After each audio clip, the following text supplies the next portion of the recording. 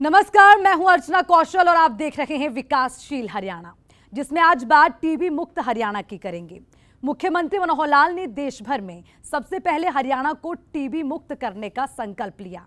गरीबों के स्वास्थ्य के प्रति सजग मुख्यमंत्री मनोहर लाल ने अपने इस लक्ष्य की प्राप्ति के लिए कई जरूरी कदम उठाए, जिसमें प्राइवेट अस्पताल, सामाजिक संस्था और उद्योग धंधे से जुड़े लोगों की मदद ली जा रही है। ऐसे लोग जो समाज हित में काम करना चाहते हैं, उनसे टीबी मरीजों की हर संभव मदद करने को कहा जा रहा है।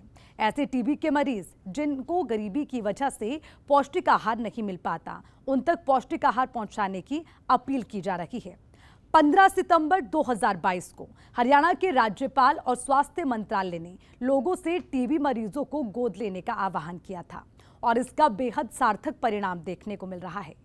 कार्यक्रम की शुरुआत करते हुए खुद राज्यपाल, मुख्यमंत्री मनोहर लाल और स्वास्थ्य मंत्री ने कई टीबी मरीजों को गोद लिया था, जिन्हें पोषण किट उपलब्ध करवाए गए थे। तो चलिए विकासशील हरियाणा के जरिए आज टीबी मुक्त हरियाणा के बारे में जानते हैं।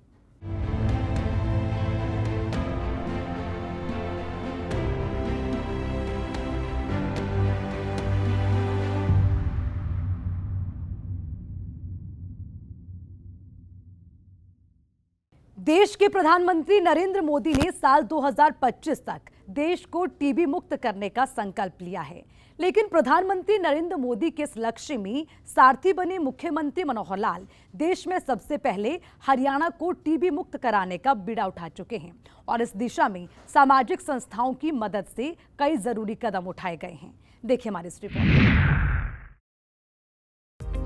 एक स्वस्थ समाज के निर्माण में कुम्हार की भूमिका निभा रहे मुख्यमंत्री मनोहर लाल ने अपने कार्यकाल में स्वास्थ्य के क्षेत्र में कई ऐसे कदम उठाए हैं जिससे गरीब परिवारों को नया जीवन दान मिल रहा है। इसमें कोई दो राय नहीं है कि टीबी एक गंभीर बीमारी है जिसका अगर सही समय पर इलाज नहीं मिला तो कई बार मरीज की जान पर भी बनाती है। लेकिन टीबी अब लाइलाज बीमारी नहीं रही है। समय पर पौष्टिक खाना और दवाइयां टीबी के गंभीर से गंभीर मरीज को जिंदगी लौटा सकती है। प्रधानमंत्री नरेंद्र मोदी ने देश को साल 2025 तक टीबी मुक्त करने का संकल्प लिया है। प्रधानमंत्री मोदी के इस संकल्प को साकार करने में जुटे मुख्यमंत्री मनोहर लाल ने देश भर में सबसे पहले हरियाणा को टीबी मुक्त करने का प्रण लिया है। इस दिशा में मनोहर लाल की ओर से कई कदम उठाए गए हैं, जिसमें सामाजिक संस्थाओं का भी सरकार को भरपूर साथ मिल रहा है।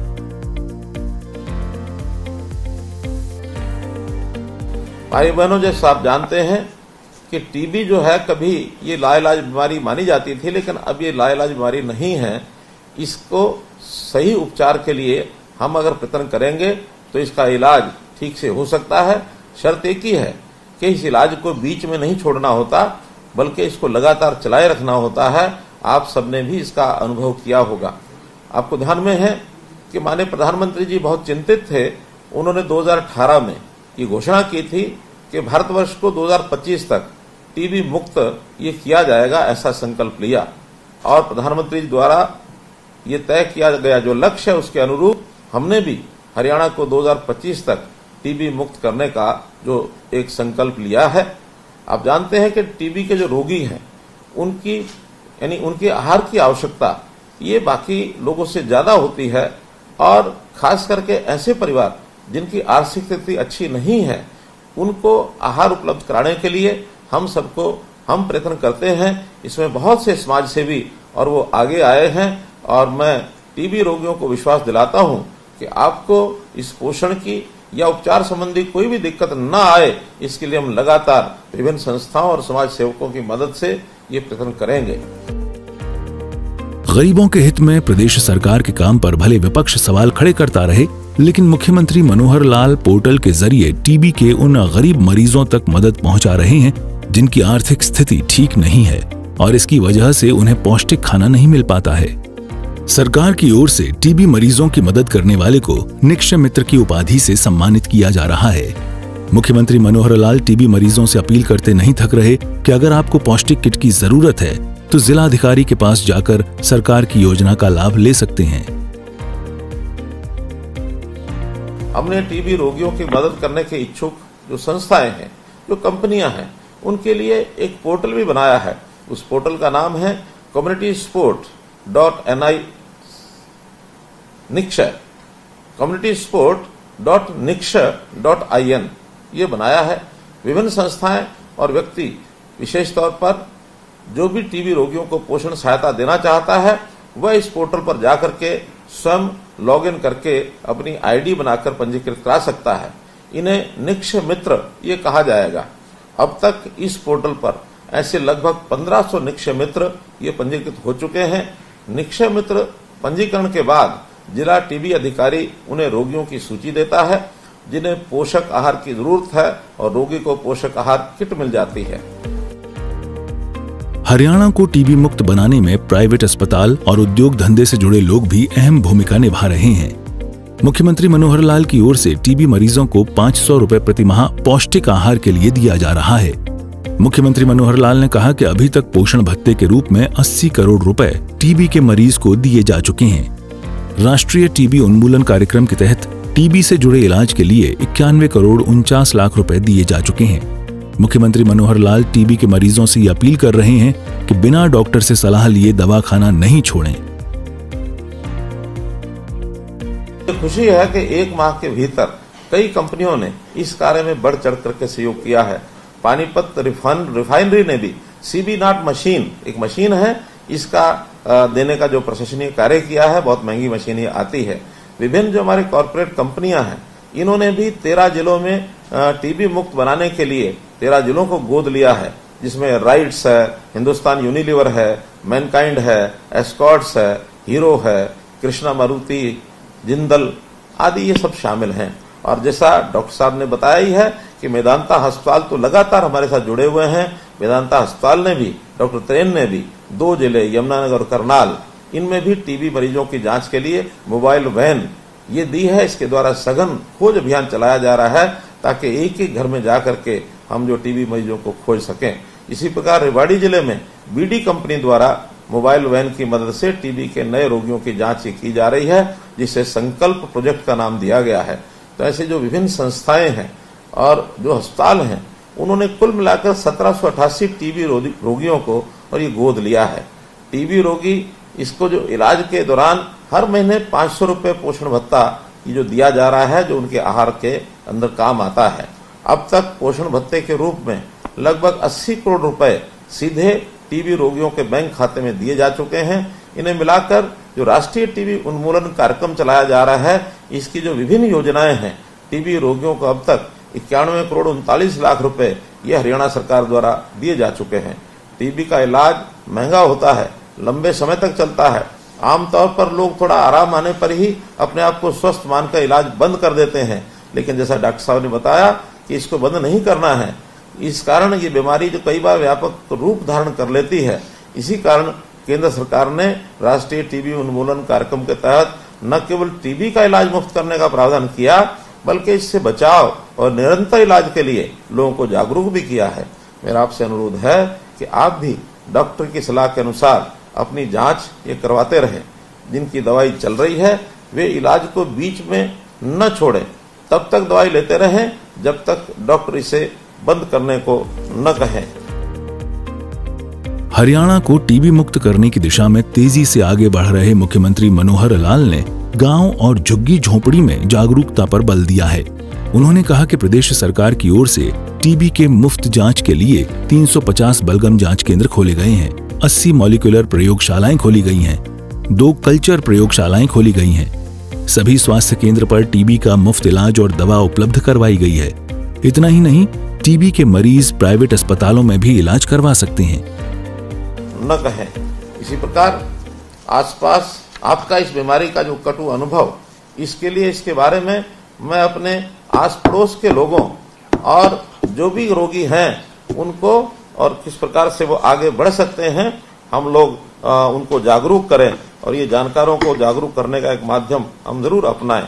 हमारा प्रयास है कि टीबी जागरूकता अभियान और उन्मूलन अभियान की पहुंच गांव-गांव और झुग्गी झोपड़ी इसके अंदर होनी चाहिए। हमने हरियाणा में टीबी का मुफ्त जांच के लिए 350 बलगम जांच केंद्र और 80 मॉलिक्यूलर प्रयोगशालाएं और 2 कल्चरल प्रयोगशालाएं ये स्थापित किए हैं। मुफ्त इलाज में हर ब्लॉक पर टीबी यूनिट का निर्माण किया गया है और प्रत्येक प्राथमिक स्वास्थ्य केंद्र तथा आयुष्मान भारत हेल्थ और वेलनेस सेंटर पर भी टीबी की दवाएं और ये जो है मुफ्त उपलब्ध कराई जा रही हैं। कोई भी व्यक्ति जिससे 2 सप्ताह तक खांसी हो वह इन जांच केंद्रों और स्वास्थ्य केंद्रों पर जाकर अपनी निःशुल्क जांच ये करवा सकते हैं। हमारा लक्ष्य है कि आपको घर के बिल्कुल नजदीक टीबी का इलाज मिले और इसलिए हमने टीबी के रोगियों की देखभाल के लिए प्राइवेट डॉक्टरों और अस्पतालों को भी जोड़ा है। आप उनके पास ही अपना इलाज मुफ्त करवा सकते हैं। प्रदेश में वर्ष 2022 में 75,730 टीबी रोगियों की पहचान की गई थी, जिसमें 40,276 रोगी अभी भी उपचाराधीन हैं। प्रदेश में टीबी हारेगा, देश जीतेगा, इसी सोच के साथ मुख्यमंत्री मनोहर लाल ने साल 2025 तक टीबी फ्री हरियाणा का प्रण लिया है और इस दिशा में मुख्यमंत्री मनोहर लाल को तेजी से सफलता भी मिल रही है। ब्यूरो रिपोर्ट, सूर्या समाचार। मनोहर सरकार प्रदेश में स्वास्थ्य सुविधाओं को लेकर आए दिन खुद को शाबाशी देते नहीं थक रही। सरकार का दावा है कि बीते 8.5 सालों में स्वास्थ्य सुविधाओं को बेहतर करने को लेकर कई सराहनीय कदम उठाए गए, जिसका सीधा फायदा आवाम को मिल रहा है और खासकर उन लोगों को जो गरीबी रेखा से नीचे जीवन यापन करते हैं। देखिए रिपोर्ट।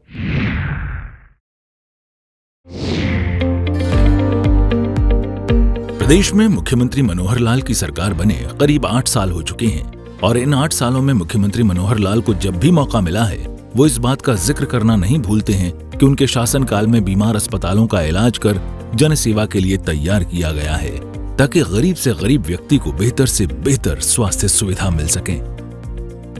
एक इतना बड़ा प्रकल्प शुरू किया आयुष्मान भारत का, हमारे 14 लाख परिवार और ऐसे रह गए जिनको उसकी जरूरत थी। उसका हरियाणा स्टेट ने किया, चिरायु हरियाणा बना करके कि हर परिवार को 5 लाख रुपए का स्वास्थ्य का बीमा। लेकिन आज कोई गरीब परिवार जिसके घर में मानो उसके इलाज के लिए परिवार का सदस्य उसका कोई इलाज कराना है, पैसा नहीं है, तो किसी भी सरकारी अस्पताल अथवा प्राइवेट 650 अस्पताल प्राइवेट भी हैं जिनकी एम्पैनलमेंट हुई है, उन 650 अस्पताल में कहीं जाके इलाज कराए उसका 5 लाख रुपए तक का पैसा ये सरकार देगी। तो भाइयों बहनों, मैं तो एक ही बात कहता हूं कि आप सबका सहयोग अगर निरंतर जैसे मिल रहा है ऐसे मिलता रहेगा तो किसी मामले में हरियाणा पीछे नहीं रहेगा। हरियाणा हर चीज में आगे होगा। शिक्षा है, स्वास्थ्य है, सुरक्षा है, स्वाभिमान है, स्वावलंबन है, 5 एस पर काम करने वाली सरकार आपके साथ हमेशा खड़ी है। आधी रात को भी आप पुकारेंगे तो हम आपके साथ आएंगे। मनोहर लाल का साफ मानना है कि सरकार की योजनाओं पर पहला हक गरीब का है जो खुद का इलाज कराने में सक्षम नहीं है। कई बार तो ऐसा भी देखा गया है कि बड़ी बीमारी में गरीब परिवार अपना सब कुछ खो बैठता है, जमीन मकान गिरवी रखने पर मजबूर होता है। अपनों की जिंदगी बचाने में सिर पर कर्ज का बोझ इतना बढ़ जाता है कि बीमारी से गरीब बाद में मरता है, आर्थिक तंगी से पहले मर जाता है। लेकिन अब मनोहर राज में ऐसा बिल्कुल नहीं है। अब किसी गरीब को इलाज के लिए परेशान होने की जरूरत नहीं है। कभी भी कोई गंभीर बीमारी या कोई चोट या किसी प्रकार का कोई ऑपरेशन जब वो कराने की बारी आती है तो हमेशा एक उसके सामने डॉक्टर के द्वारा चिट्ठा पकड़ा दिया जाता है या इलाज कराने जाता है, उसको पता ही नहीं लगता कि कितना खर्च इस पर आएगा कितना नहीं। अब एक मरीज अस्पताल के बेड पर चला गया है, अब वो बिना इलाज कराए वापस भी लाना उसके लिए संभव नहीं है। मन में उसके एक भावना भी है कि इसका इलाज होना चाहिए, कैसे भी होना चाहिए। सहायता कभी कभी कहां थोड़ी बहुत होती है, कभी सीएम रिलीफ फंड में से कुछ मिल गया, कभी डीसी ने कुछ करा दिया, कभी किसी संस्था ने करा दिया, कभी अस्पताल वाले ने थोड़ा छोड़ दिया, लेकिन सबको लाभ मिलता नहीं है। और बहुत परिवार तो उस खर्च के लिए कर्ज ले लेते हैं, अपनी छोटी मोटी संपत्ति बेच देते हैं, लोगों की नौकरियां तक छूट जाती हैं। ऐसी समस्याएं इस गरीब परिवार के सामने बहुत देखने को मिलती हैं। साल 2014 से पहले प्रदेश के बीमार अस्पतालों को लेकर हर कोई फिक्रमंद होता था कि अगर परिवार का कोई सदस्य बीमारी की चपेट में आ जाता है तो उसे बेहतर स्वास्थ्य सुविधा कैसे और कहां मिलेगी। दरअसल पिछली सरकारों ने चरमराई स्वास्थ्य व्यवस्था पर लंबे समय से कोई ध्यान नहीं दिया था। प्रदेश के सरकारी अस्पताल बिजली, पानी जैसी मूलभूत सुविधाओं से महरूम थे। विशेषज्ञ डॉक्टर और दवाइयों की भारी किल्लत थी। लेकिन अब वक्त और हालात दोनों बदल चुके हैं। साल 2014 में प्रदेश की कमान मनोहर लाल को मिलने के बाद बीमार अस्पतालों को आईसीयू के बाहर निकाला जा रहा है। प्रदेश में कई नए अस्पताल खोले गए हैं। पुराने अस्पतालों में सभी सुविधाएं बढ़ाई गई हैं और डॉक्टरों की कमी को पूरा किया जा रहा है।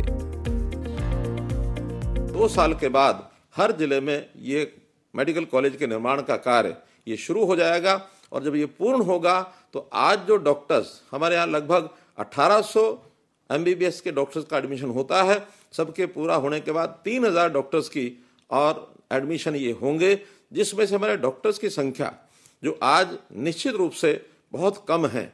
एक WHO के अनुमान के हिसाब से 1000 जनसंख्या पर एक डॉक्टर का होना ऐसा तय किया गया है। उस हिसाब से हमको 28,000 डॉक्टर चाहिए। अभी तक हमारे पास मात्र 13,000 डॉक्टर्स हैं।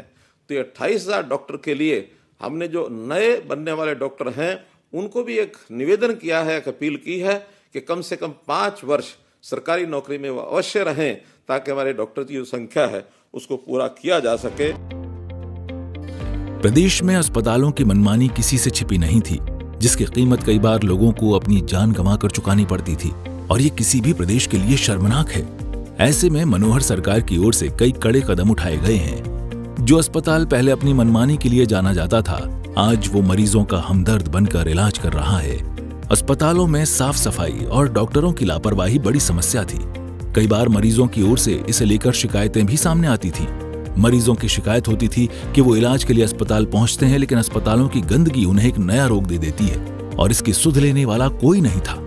डॉक्टर और मरीज के बीच एक गहरी खाई बनती जा रही थी। कई बार तो मारपीट तक की नौबत आ गई। लेकिन अब मनोहर नीतियों की वजह से सरकारी अस्पतालों के प्रति लोगों का भरोसा बढ़ा है।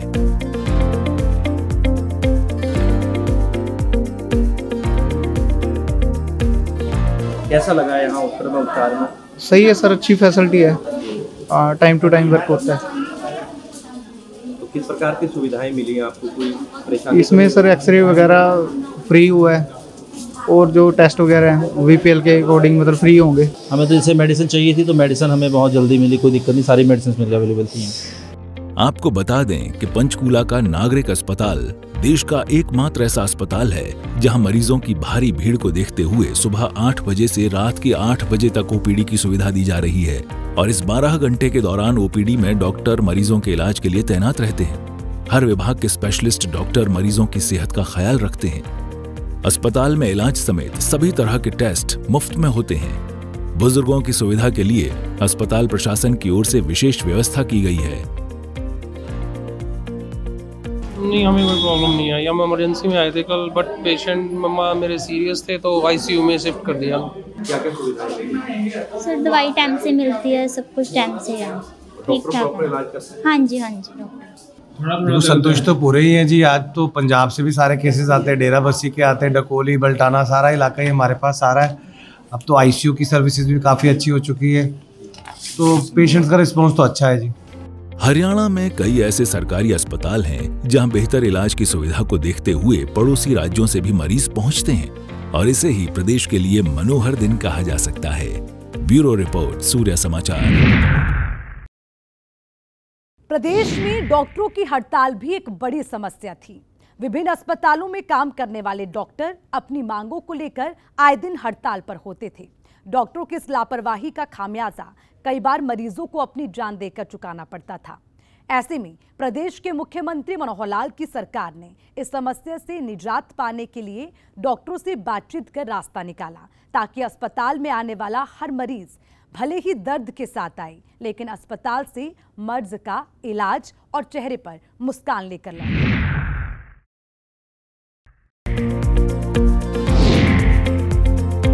प्रदेश सरकार की ओर से आवाम को बेहतर स्वास्थ्य सुविधा देने की प्रतिबद्धता की सराहना आज पूरे प्रदेश में हो रही है। प्रदेश की मनोहर सरकार अपने कर्तव्य और वादे को पूरा करने के लिए दृढ़ संकल्पित है और ये मनोहर सरकार के काम करने के तरीके और जनहितैषी फैसलों में साफ झलकता भी है। मुख्यमंत्री मनोहर लाल का दावा है कि अस्पतालों में इलाज के लिए आने वाले मरीजों को मुफ्त चेकअप और दवाइयां लेने में किसी तरह की परेशानी नहीं हो रही है। जबकि पहले इन्हीं कामों के लिए मरीजों को दर दर की ठोकरें खानी पड़ती थीं। अब हरियाणा सरकार की ओर से समय समय पर लोगों में जागरूकता भी फैलाई जाती है ताकि प्रदेश का एक बड़ा हिस्सा सरकारी अस्पतालों से स्वास्थ्य लाभ ले सके। साथ ही उन लापरवाह अधिकारियों और कर्मचारियों पर कार्रवाई भी की जा सके जो अपने कर्तव्य के प्रति सजग नहीं है। यहाँ आपको ये जानकर हैरानी होगी कि सरकार के पास कई बार ऐसी जानकारी होती थी कि सरकारी अस्पतालों में काम करने वाले डॉक्टरों की प्राइवेट दवा दुकानदारों से मिली भगत है, जिस वजह से मरीजों को बाहर से दवाइयां खरीदने के लिए मजबूर किया जाता था। इससे आप कुछ इस तरह समझ सकते हैं कि सरकारी डॉक्टर इलाज के नाम पर मरीजों को वो दवाइयां लिखते थे जो अस्पताल में उपलब्ध ही नहीं होती थी, जिसकी वजह से मरीजों को बाहर से दवा खरीदनी पड़ती थी। बदले में प्राइवेट दवा दुकानदार डॉक्टरों को कमीशन देता था और इसका असर आम आदमी की जेब और सेहत दोनों पर पड़ता था। लेकिन प्रदेश के स्वास्थ्य महकमे की सख्ती के बाद कमीशनखोरी के इस गोरख धंधे पर काफी हद तक रोक लगी है, जिसका सीधा लाभ गरीबों को मिला है। इतना ही नहीं, मुख्यमंत्री मनोहर लाल के पास इस बात की शिकायतें आ रही थीं कि सरकारी अस्पतालों में काम करने वाले चंद डॉक्टर पैसों के लालच में अस्पताल के बाहर या तो अपना निजी क्लिनिक चला रहे हैं या फिर किसी प्राइवेट अस्पताल में अपनी सेवाएं दे रहे हैं। ऐसे डॉक्टरों पर सरकार की ओर से लगाम लगाया जाना बेहद जरूरी था।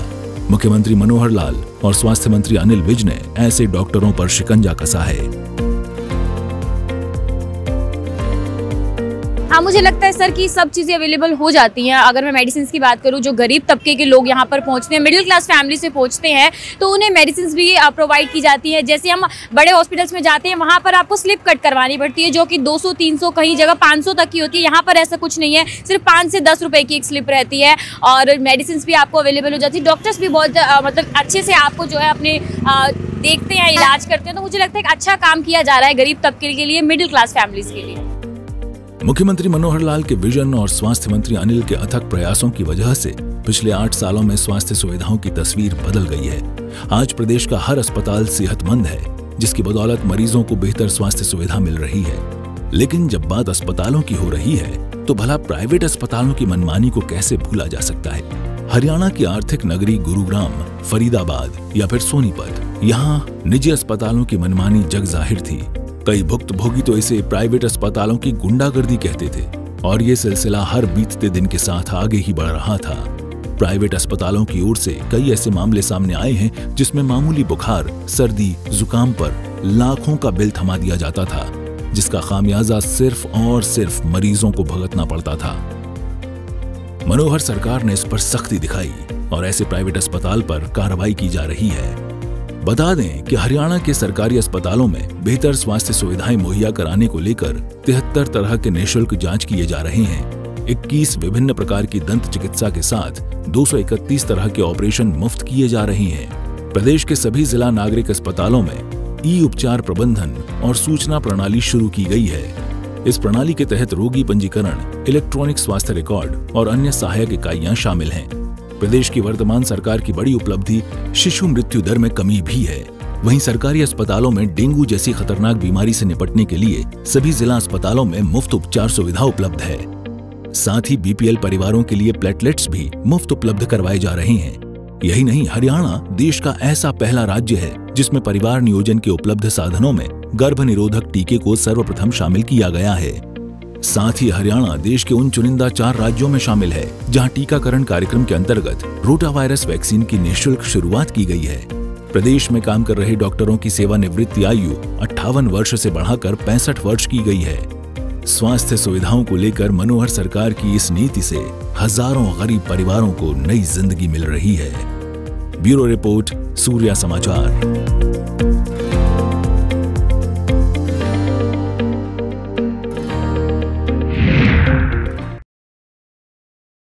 मानवता के लिए मुख्यमंत्री मनोहर लाल ने टीबी मुक्त हरियाणा का लक्ष्य तय किया है और इस लक्ष्य को पूरा करने के लिए हर संभव कोशिश जारी है। बीमार अस्पताल को दुरुस्त कर बेहतर सुविधा दी जा रही है। डॉक्टरों की कमी पूरी की जा रही है। अस्पतालों में नए नए उपकरण लगाए जा रहे हैं।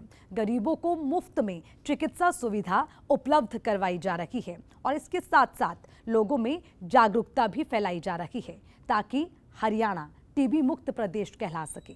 हमारे साथ विकासशील हरियाणा में फिलहाल के लिए इतना ही। मुझे दीजिए इजाजत। नमस्कार।